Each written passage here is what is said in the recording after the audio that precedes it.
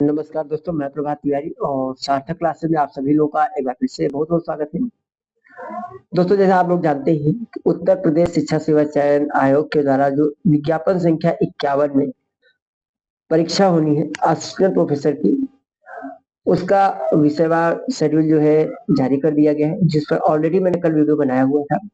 लेकिन एक बहुत बड़ा प्रश्न था कि प्रवेश पत्र कब तक जो है आप लोग डाउनलोड कर पाएंगे।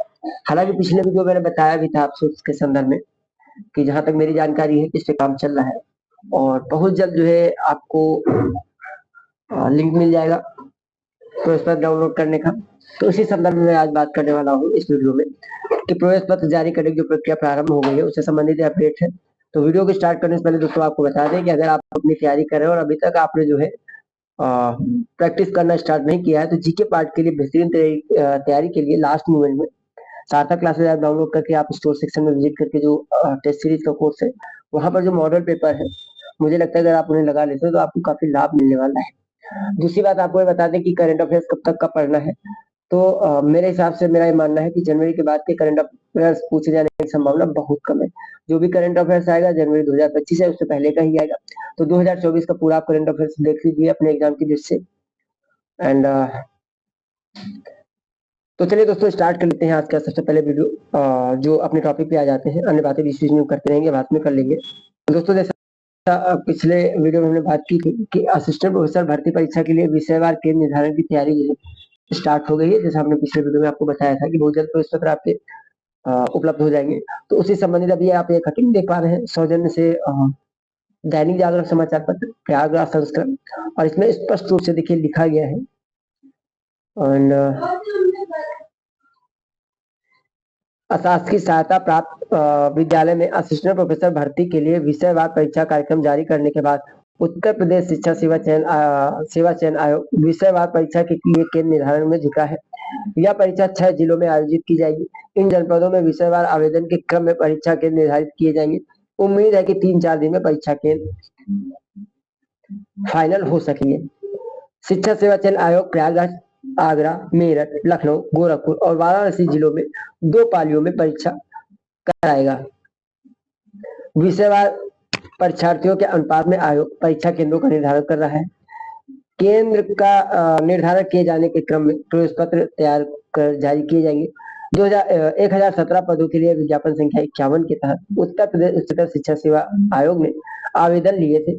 परीक्षा के लिए केंद्र भी लगभग फाइनल कर लिए गए थे, लेकिन उच्चतर आयोग में सदस्यों की कमी से परीक्षा नहीं कराई जा सकी। शिक्षा सेवा चयन इसको भी देख लेते हैं ऊपर से। बाद में इसके स्थान पर उत्तर प्रदेश शिक्षा सेवा चयन आयोग का गठन किया गया। अब आयोग ने 16 और 17 अप्रैल को 2 पालियों में परीक्षा कराने के निर्णय के क्रम में तैयारी तेज कर दी है।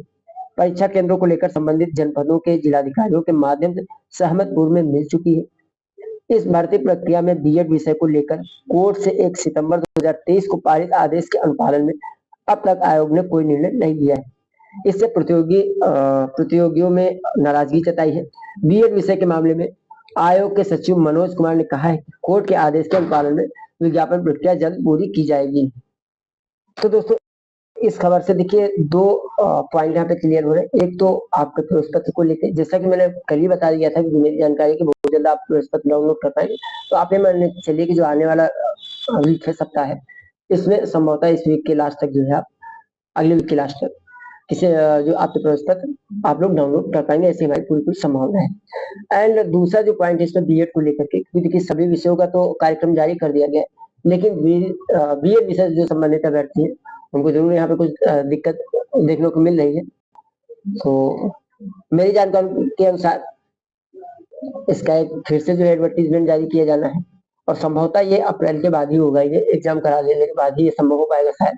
फिर भी बहुत सारे अभ्यर्थियों के द्वारा इस पे ज्ञापन देने का प्रयास किया जा रहा है आयोग में। और जहां तक मेरी जानकारी है, जो मैं मेरे पास जो खबर आ पा रही उसके अनुसार कल शुक्रवार को सुबह 11 बजे के आसपास शायद कुछ अभ्यर्थी बीएड के जो अभ्यर्थी है वो अपनी मांगों को लेकर जो है ज्ञापन देने वाले हैं शिक्षा सेवा चयन आयोग में शांतिपूर्ण तरीके से। तो मुझे लगता है कि इससे कोई नया हल जल्दी देखने को मिलेगा। और जो बीएड के अभ्यर्थी हैं जिन जो कि किसी दिक्कत के कारण या मानी कोर्ट के आदेश के कारण अभी जो है परीक्षा नहीं दे पा रहे हैं, तो आप लोगों को बहुत जल्द जो है अवसर मिलेगा परीक्षा देने का। लेकिन चाहे जितनी जल्दी किया जाएगा, विज्ञापन नए तरीके से लिया जाता है और सारी व्यवस्थाएं की जाती है, तो मुझे लगता है कि जो बीएड की परीक्षा होगी वो आपकी अगस्त के बाद जानी चाहिए। इससे पहले तो मुश्किल है, क्योंकि अगर अप्रैल के लास्ट में भी विज्ञापन ले लिया जाता है तो कम से कम 1 महीने पोर्टल खोला जाएगा, मई, और उसके बाद सारी व्यवस्था करनी होती है जून जुलाई। तो अगर बहुत जल्दी किया जाएगा तो अगस्त से पहले तो परीक्षा होती नहीं मुझे नजर आ रही है। हालांकि इसकी बहुत सारी संभावनाएं हो, तो बाद में हम चर्चा कर लेंगे। तो दो बातें यहाँ पे देखिए निकल के आ पा रही है। एक तो आपका प्रवेश पत्र, बिल्कुल परेशान न हो। और प्रवेश पत्र में भी जिन लोगों का किसी कारणवश से एप्लीकेशन फॉर्म खो गया है, अपना रजिस्ट्रेशन नंबर या उन्हें नहीं मालूम है, तो मुझे ऐसा लगता है कि जब प्रवेश पत्र आएंगे तो किसी न किसी माध्यम से, चाहे वो आपको ईमेल के माध्यम से या फोन नंबर के एसएमएस के माध्यम से आपको सूचित किया जाए, तो उस समय जब भी आयोग के द्वारा सूचित किया जाएगा तो आपका रजिस्ट्रेशन नंबर भी वहाँ पे आपको उपलब्ध होगा। तो कोई दिक्कत नहीं आने वाली है, मुझे ऐसा नहीं लगता कोई प्रॉब्लम आएगी आपको प्रवेश पत्र डाउनलोड करने में। हाँ, अब आपके पास समय बहुत कम है, आपको तैयारी करने का तो आप बिल्कुल, मैं बहुत डिटेल में बात नहीं करूंगा तैयारी की, लेकिन एक बात को आप मान के रख लीजिए कि कुछ भी नया नहीं पढ़ना इस समय, बल्कि अभी तक जो आपने पढ़ रखा है उसी को आपको एक बार रिवीजन करना है। प्रैक्टिस का प्रयास आपको ज्यादा से ज्यादा करना है, और प्रैक्टिस के माध्यम से ही अगर जो आपकी कमियां उन पे आप काम करते हैं, मान लीजिए कोई क्वेश्चन आप लगाया आपने, या मान लीजिए कोई आपने टेस्ट दिया, 10 क्वेश्चन थे, 8 आपके सही हो गए, 2 गलत हो गए, तो उन 2 क्वेश्चन पे आपको काम करना चाहिए मेरे हिसाब से। क्योंकि जब आप अपनी कमी पे काम करेंगे तो आपका स्कोर बहुत अच्छा हो पाएगा। और दूसरी तरीके से भी आप अपने नंबर सही कर सकते हैं, तैयारी आप बहुत कर लें। उसके बाद परीक्षा से पहले अगर आप परीक्षा के दौरान जो है, सॉरी, परीक्षा के दौरान अगर आप जल्दबाजी करते हैं तो आप अपना नुकसान कर सकते हैं। तो इसलिए आप जब प्रैक्टिस देंगे तो आप इस बात की भी प्रैक्टिस कर लीजिएगा कि परीक्षा के दौरान आप जल्दबाजी न करें, क्योंकि कभी कभी क्या होता है, जल्दबाजी में आपके आते हुए क्वेश्चन, 2-4 क्वेश्चन, अमूमन 100 क्वेश्चन में गलत ही हो जाते हैं। तो अगर उनको उन पर भी आप काम कर लेते हैं और इस गलती होने से अपने को आप बचा लेते हैं, तो निश्चित तौर पर आपका रिजल्ट बहुत अच्छा रहने वाला है। एक बात मैं और कह दूं, वैसे तो मैं नाम नहीं लेता हूँ विज्ञापन 50 का, लेकिन इस बार की कट ऑफ विज्ञापन 50 जैसी जाने वाली नहीं है। मीन्स 100% वाले लोग नहीं आएंगे। यानी अगर आप कट ऑफ जानना चाहते हैं तो विज्ञापन 47 कट ऑफ उठा के उसे एनालिसिस कीजिएगा, तो आपकी कट ऑफ आपके विषय में वही उसी के आसपास रहने वाली है। तो मन लगा के आप तैयारी कीजिए, सारी चीजें बहुत सही तरीके से इस बार हो रही हैं, और मुझे लगता है कि जो मेहनत करने वाले अभ्यर्थी हैं उनको इस बार अवश्य ही बहुत अच्छी तरीके से फायदा होने वाला है। काफी सुचारूपूर्ण तरीके से परीक्षा होगी, तो बिल्कुल आपको घबराने की जरूरत नहीं। मन लगा के आप ये लास्ट मोमेंट बहुत अच्छे से तैयारी कर लीजिए, निश्चित तौर पर सफलता आपको मिलने वाली है इस परीक्षा में। तो दोस्तों, आज के वीडियो में इतना ही। हम आपसे फिर मिलते हैं अगले वीडियो में कुछ नई जानकारी के साथ। तब तक के लिए नमस्कार।